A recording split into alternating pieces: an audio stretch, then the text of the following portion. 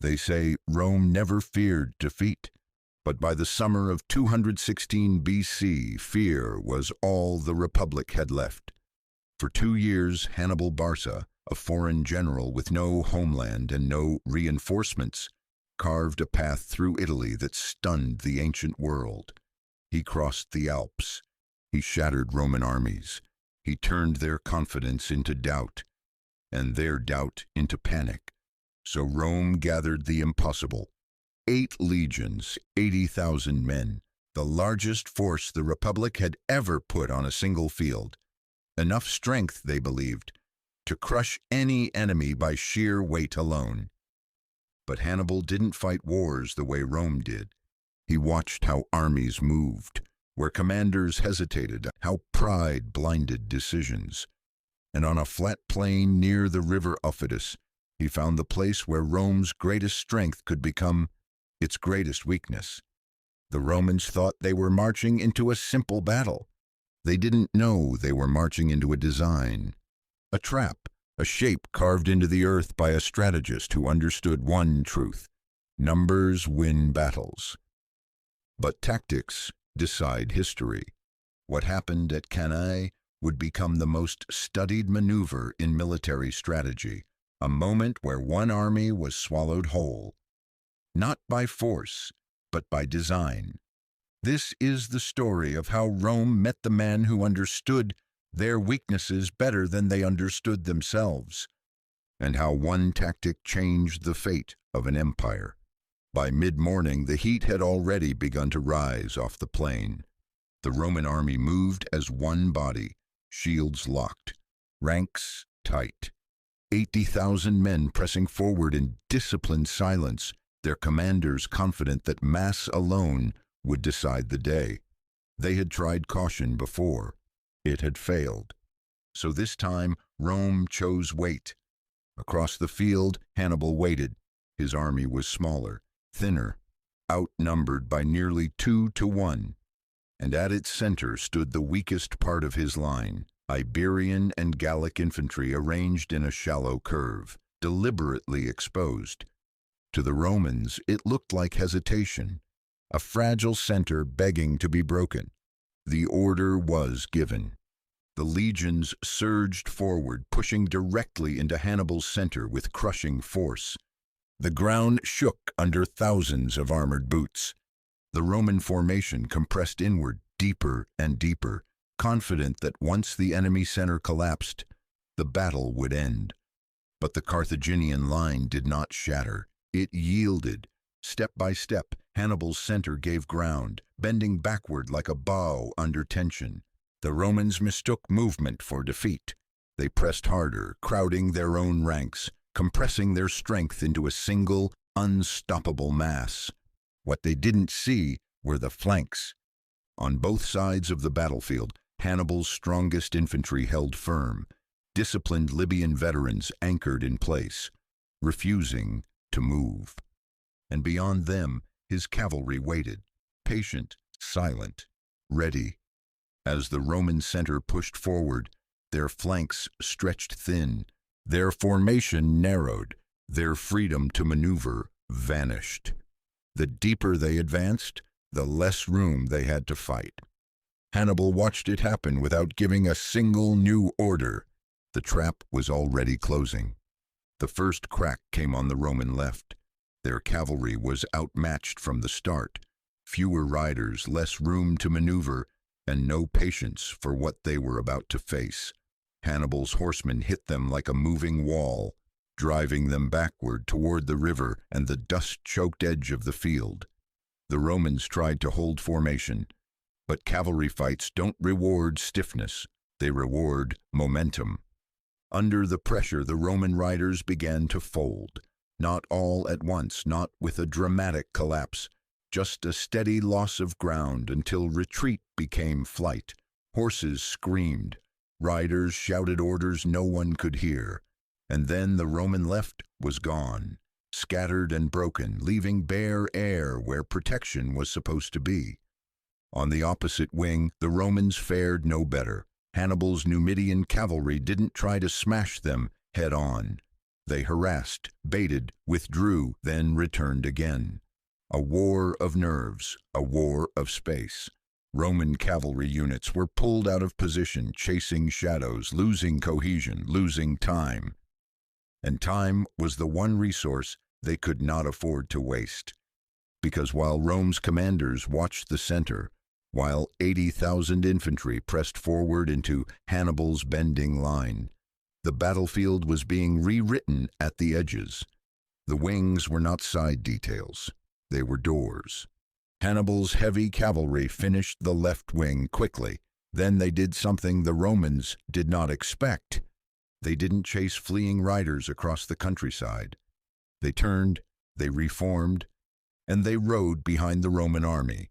Now the Romans were fighting forward into Hannibal's center with a force they believed was unstoppable. They could not see behind themselves. They could not turn. Their formation was too dense, too compressed by its own success, and the dust was thick enough to hide an army. The sound reached them first, hoofbeats, distant at first, then swelling into thunder, a deep roar behind the lines, the kind of sound that makes soldiers look over their shoulders, even when they know they shouldn't. Hannibal's cavalry was coming for the rear. At the same time, the trap tightened from the front. Hannibal's center had been giving ground exactly as planned, not in panic, not in collapse, in controlled retreat. The curve that had looked weak was now drawing the Romans inward, pulling them into a narrowing pocket. The deeper they pushed, the more their own flanks exposed themselves. Then Hannibal gave the order the Romans would never forget. His Libyan veterans on the flanks pivoted inward. It was not a charge. It was not a wild rush. It was a disciplined turn, like doors closing on a room. Their shields angled, their spears lowered. They moved with cold precision into the sides of the Roman mass. And suddenly, the Romans were no longer attacking an army in front of them. They were being attacked from 3 directions at once. The Roman soldiers nearest the flanks felt it first, a pressure from the side, a crunch of shields, a sudden wall of enemy bodies where open space had been. Their officers shouted for the line to turn and face the new threat, but the center was packed too tight. There was no room to rotate, no room to reset. Men were pressed chest to back, shoulder to shoulder, fighting with inches of space. This was the weakness of the Roman plan. They had concentrated to break Hannibal's center. They had made a fist, and Hannibal had turned that fist into a cage. The air became a furnace of dust and breath. Orders dissolved into noise. Standards disappeared in the crush. The Roman soldiers in the center still believed they were winning because they were still moving forward, still pushing.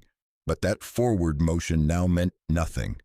They were advancing into a pocket that no longer had an exit. Then the rear closed. Hannibal's cavalry hit the Roman back line and shattered it. It was not a clean battlefield strike. It was a collapse of the last open door. The Romans who turned to face the cavalry found themselves trapped by their own formation. Those who couldn't turn were struck from behind. Confusion rolled through the ranks like a wave. The center began to compress even tighter, not from Hannibal's pressure alone, but from Roman panic pressing inward. Now the encirclement was complete, a full ring, a living wall. Thousands of Romans packed into a shrinking space, surrounded on all sides by enemies who still had room to breathe, room to move, room to choose their angles. Inside the ring, the Romans tried to fight the way they always fought, disciplined, direct, structured. But structure is fragile in a crush. Officers tried to form new lines, but they couldn't even lift their shields properly. Men stumbled over bodies and gear. Units mixed. Commands meant nothing when half the soldiers couldn't hear, and the other half couldn't see. They were not losing because they lacked courage. They were losing because the geometry of the battlefield had been turned against them. Hannibal's soldiers did not need to rush. They only needed to tighten. Step by step, the ring pressed inward. Libyan infantry moved like a blade edge. Iberians and Gauls held the pressure from the front. Cavalry sealed the rear and struck wherever the Romans tried to break outward. The killing was not fast, not at first. It was suffocation, a battle where space became the enemy, where the strongest army in Italy could not use its strength because strength needs room to act. The Roman commanders tried to restore order. Some attempted to force a breakout. Others tried to compress into a smaller defensive square. But every decision was already late. The encirclement did not require Hannibal to predict every move. It required only that Rome continue to exist inside the ring. And Rome did, for hours, under the sun that climbed higher and higher, turning the dust into a bitter haze. The field became a sealed chamber of heat and noise. Roman soldiers fought and pushed and begged for room. Carthaginian soldiers advanced in short steps, striking, withdrawing, tightening again. This is the part that people forget when they call it genius. Genius doesn't make war clean. It makes it efficient. On the edges of the ring, Carthaginian officers could see the whole shape of the battle. They could control pressure. They could rotate men. They could rest units. Inside the ring, Roman soldiers could do none of that. They were stuck in place, forced to fight without relief, without space, without a way to even understand what was happening. At some point, the Romans realized the truth. There would be no reinforcements, no rescue, no second army over the horizon. This was the army. This was the Republic's gamble. And the gamble had become a trap. If you were a Roman soldier in that center, what would you choose? Try to push forward even though forward was useless. Try to break outward and be cut down in open ground. Or stay where you were, pressed in, waiting for the ring to tighten again. Was Rome's plan bold? Or was it a mistake made inevitable by pride? The answers didn't matter anymore. The ring kept closing. As the afternoon wore on, the fighting became less about movement and more about endurance.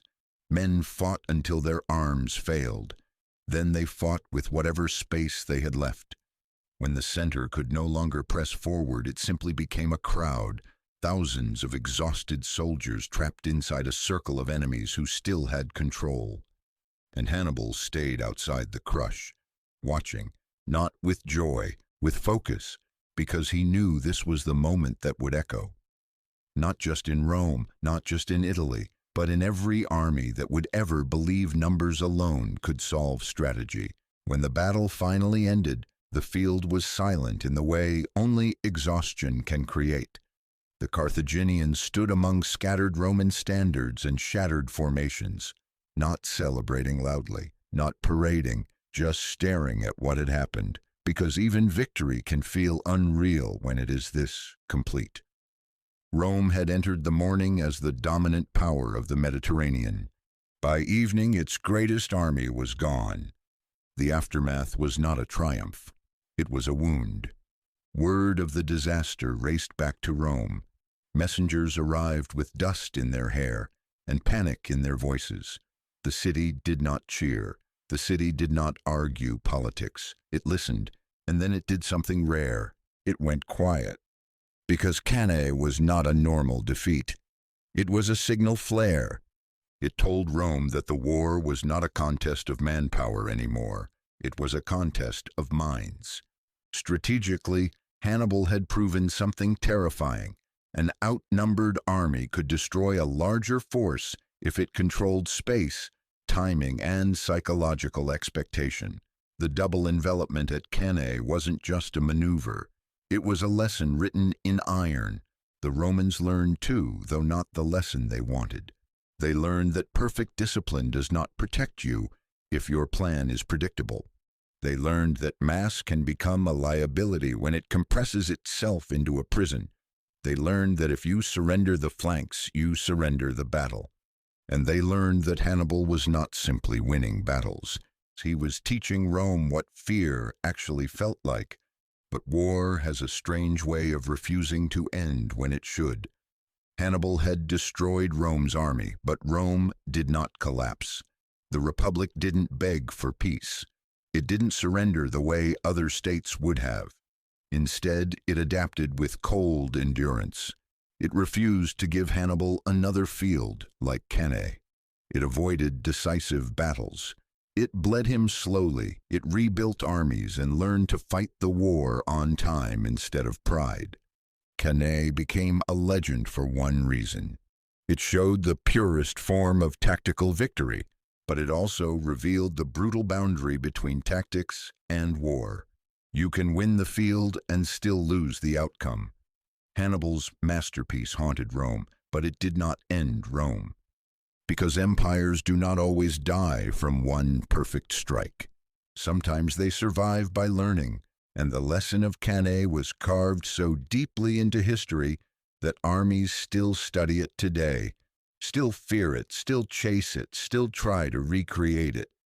Not because it was the bloodiest, not because it was the largest, but because it was the moment an outnumbered commander proved that a battlefield can be shaped like a weapon. Rome remembered the defeat. Hannibal remembered the design. And the plain near the Aufidus remembered the silence that followed.